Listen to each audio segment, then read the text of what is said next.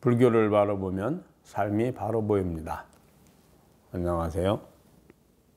불바보TV의 목정입니다. 여러분 반갑습니다. 열심히 공부하고 계시죠? 불교 바로보기입니다. 부처님의 가르침을 바르게 전해주고 바르게 볼 수 있는, 즉 정법의 안목을 전해주는 방송이 바로 불바보TV입니다. 여러분 주위에 많이 권해주시고요. 관심도 좀 가져주시고요. 부처님의 가르침이 아주 다양합니다. 그렇지만 부처님의 가르침의 핵심은 해탈, 열반입니다. 이 모든 것은 해탈, 열반을 얻기 위한 하나의 과정에 불과합니다. 그런데 자칫 잘못 판단하면 처음에 초심자의 법이 전부인지 생각을 하고 중간의 과정이 부처님 법의 전부라고 생각하는 경향들이 있습니다.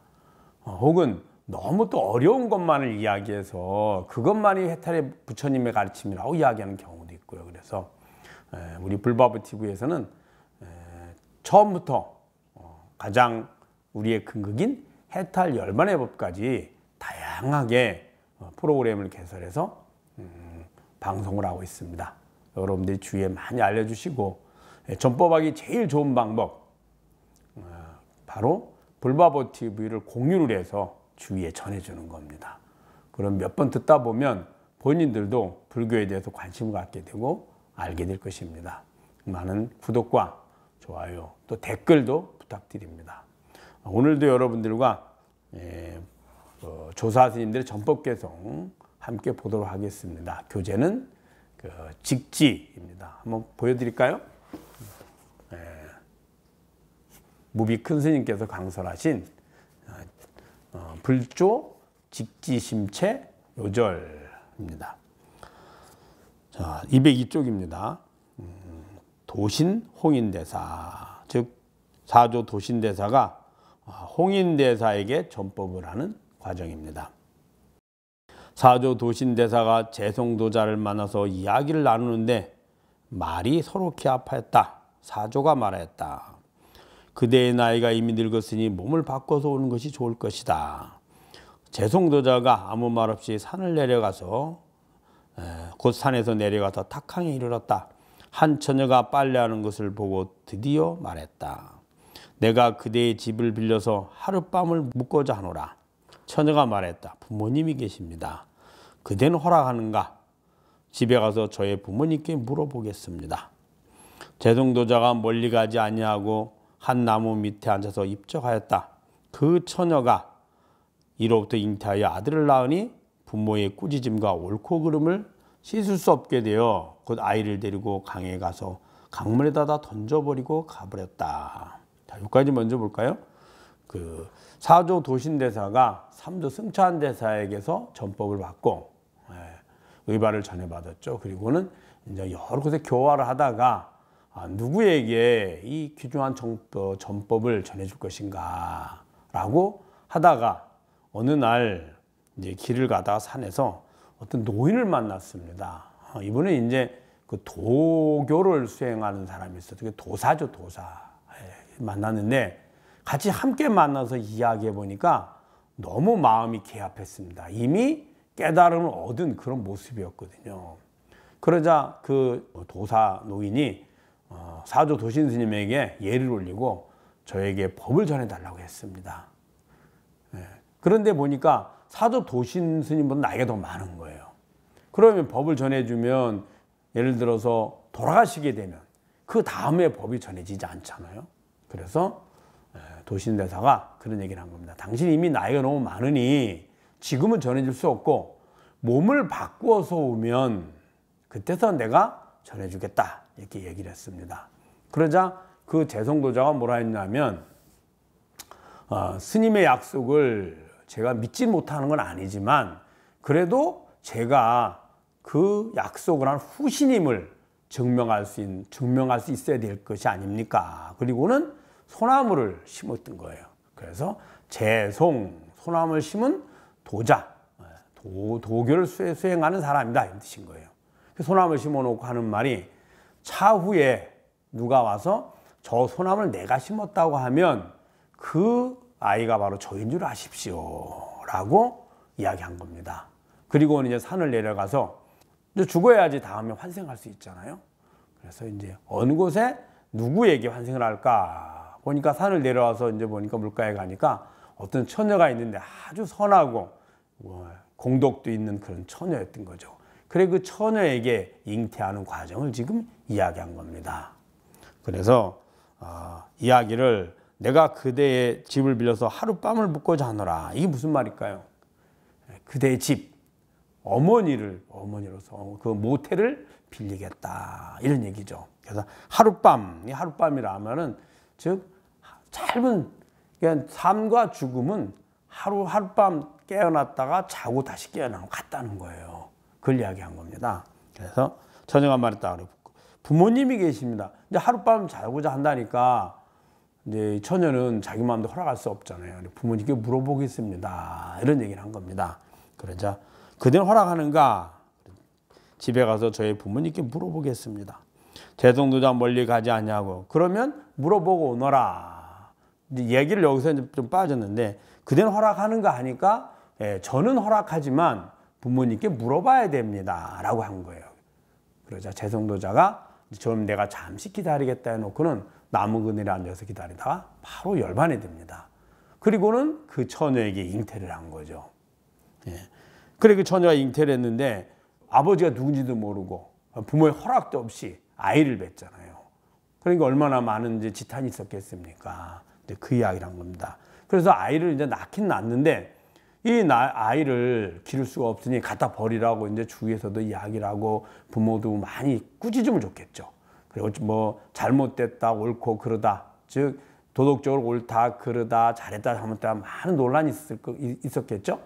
그래서 아이를 낳아서 몰래 강물에 갖다 버린 거예요. 그리고 그 다음날 걱정이 돼서 다시 가본 거예요, 그 강을. 자, 그러자 다시 돌아와서 다음날 아이를 보니 물을 거슬러 올라가고 있었다. 물을 떠내려가는, 강물에 떠내려가는 게 아니라 떠내려가서 이제 누군가 아이를 건져서 기르기를 바래서 바구니에 담아서 강물에 넣어놨는데 그 내려가는 게 아니라 오히려 계속 올라오고 있었던 거예요.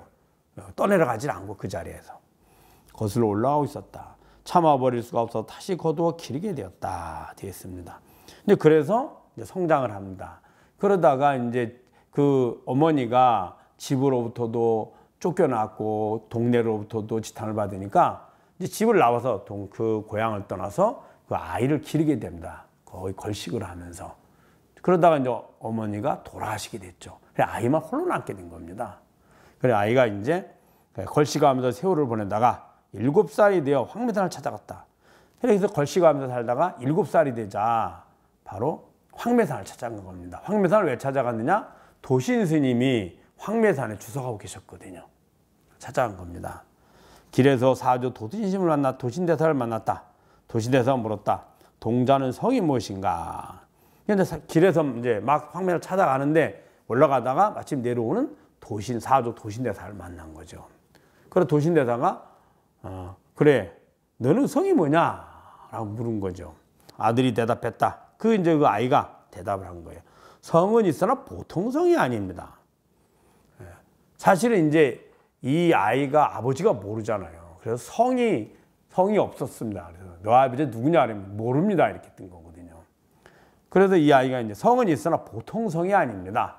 보통은 뭐 어디 김씨니 이씨니 무슨 최씨니 무슨 성씨가 있잖아요. 중국에는 뭐 장사미사라 그래서 장씨 뭐 이씨 이렇게 할 텐데 성은 있으나 보통 성이 아닙니다. 그래 무슨 성이냐 그러니까 불성입니다. 맥락하죠. 성이 뭐냐는 보통 저희 아버지는 무슨 성씨가 뭡니다. 라든지 무슨 갑니다. 뭐 이렇게 얘기할 거잖아요. 근데 성은 있는데 보통이 아니고 불성입니다. 좀 부처님의 성씨잖아요. 그걸 우리는 불성, 불의 종자 이렇게 하죠. 불종 이렇게 말합니다. 비록 불성은 있으나 너는 아직 알지 못할 것이다. 그래 이제 사조 도신대사가 그래 비록 불성은 있는데 이미 도신대사는 알죠. 모든 생명체들이 불성이 있다는 걸 아시잖아요. 불성이 있으나 너는 아직 불성을 모를 거다라고 얘기한 거죠. 그러자 비단 저만 알지 못할 뿐만 아니라 3세 제벌도 알지 못합니다. 무엇 때문에 알지 못하는가? 불성이 공하기 때문입니다. 그래 너는 불성이라고 말은 하지만 너는 불성이 뭔지 자세히 모를 거다라고 하니까 저만 모르는 것이 아니라 3세 재벌도 불성을 모릅니다. 이렇게 한 거예요. 이게 무슨 말일까요? 네. 예를 들어서 이 아이의 불성은 아이의 마음의 주인인 자성을 말합니다. 그러면은 이 3세 재벌은 뭘까요? 3세 재벌은 이 진여자성에 비춰진 이 아이가 듣고 보고 배운 마음에 있는 이미지들이죠. 그래 과거, 현재, 미래의 모든 부처님, 그 부처님은 진여자성을 깨달은 분, 중생을 제도하는 분, 이렇게 아는 거죠. 그 진여자성을 만약에 안다면 3세 재벌은 다 어떨까요? 실체하지 않은 환영이 되는 거예요. 진여자성을 모르면 3세 재벌, 내 몸과 내 마음, 저 밖의 대상들 실제로 존재하게 되는 것이고, 자성을 아는 순간에 이것들은 다 마음의 환영, 자성에 미쳐진 마음의 환영들이거든요. 그러니 3세 재벌도 모르죠. 우리는 이제 부처님은 당연히 자성을 압니다. 그거는 우리가 부처님은 진여자성을 깨달은 분이라고 기억된 우리의 마음일 뿐인 거죠. 그래서 모릅니다. 그런 얘기를 한 거죠. 그러자 그걸 왜 모르느냐라고 물으니까 불성이 공하기 때문입니다. 즉 불성에는, 자성에는 과거, 현재, 미래라든지 부처라든지 중생이라든지 해탈과 열반, 생사윤회라든지 존재하지 않습니다. 우리가 부처라는 것, 중생이라는 것 누가 아나요? 내가 알죠. 나에게서 뜬 것이 아니라 내가 보고 듣고 배워서 안 거잖아요. 또 우리가 알고 있는 모든 것을 볼까요? 다 내가 듣고 보고 배워서 아는 거지. 그 아는 대상이 나는 아니거든요. 생사와 해탈을 볼까요? 생사할 때도 나요. 해탈 열반할 때도 납니다. 내가 생사를 하고 내가 해탈 열반을 하죠. 그러면 생사에 있을 때 나와 해탈에 있을 때 나는 동일합니다. 그 뭐가 다를까요? 생사 있을 때 내 마음, 그래 이런 걸 생사라고 해. 또 해탈 열반, 이걸 해탈 열반이라고 해. 우리가 보고 듣고 인식하는 마음이 다를 뿐이죠. 열반이나 윤회나 똑같습니다. 다 내가 보고 듣고 아는 대상들이지 주인이 아니거든요. 주인은 전혀 달라지지도 않고 사라지지도 않고 항상 그 자리에 여여하게 그 자리에 있죠. 그래서 우리가 진여 이런 말을 쓰죠. 그러니 그 진여가 바로 불성인데, 진여 자성이 불성인데 어떤 것도 불성에는 있지 않죠. 불성이 비춰진 마음에, 우리들의 마음에 없이게 있는 거거든요. 그래서 불성이 공하기 때문에 알지 못합니다. 만약에 불성을 알았다면, 불성의 입장에서 보면 다른 것은 다 마음에 비춰진 환영임이 명확함으로 실체하지 않거든요. 그것을 반야하죠. 그 이야기를 한 겁니다. 사조대사는 그가 법의 그리심을 묵묵히 하시고 곧 출가를 시켜서 가사를 전하고 법을 부촉하였다 되어 있습니다. 이제 거기에서 이제 그래 네가 누구냐라고 물었을 때 사실은 이제 사조 도신대사가 이제 홍인대사한테 물은 건데 그 아이에게 물으니까 제가 저 소나무를 심은 사람입니다라고 이야기를 한 거예요. 그래서 재송도자 이렇게 한 거죠. 그리고는 이제 거기서 개송을 하나를 봅니다. 이건 전등록에 나오는 얘기거든요. 뭐라 했냐면 쓸쓸히 백발인 채 청산을 내려가서 80 먹은 옛 얼굴을 받고 돌아오니 사람은 소년이나 소나무는 늙어 있네. 이로부터 세상에 다시 옴을 알았구나 라고, 즉 윤회가 명확함을 스스로 증명한 거죠. 그래서 사조 도신대사의 법을 받아서 오조 홍인대사가 전법을 받게 되는 그런 개송이었습니다. 그런 인연이었고요. 여러분 잘 아셨죠? 신화와 같은, 전설과 같은 이야기지만 충분히 가능한 이야기입니다. 옛 조사 스님의 어록에 있다는 것은 전등록이라든지 또 전등록을 근간으로 한 직지에 있다는 것은 있을 수 있는, 실제로 우리의 주변에 얼마든지 있을 수 있는 일인데 우리들이 간과하는 것이 많죠. 오히려 의심하고 믿지 않는 거죠. 여러분 잘 아셨죠? 불바보 TV에 관심 좀 많이 가져주시고 후원도 좀 부탁드리겠습니다. 불교를 바로 보면 삶이 바로 보입니다. 불바보 TV의 목종이었습니다. 감사합니다.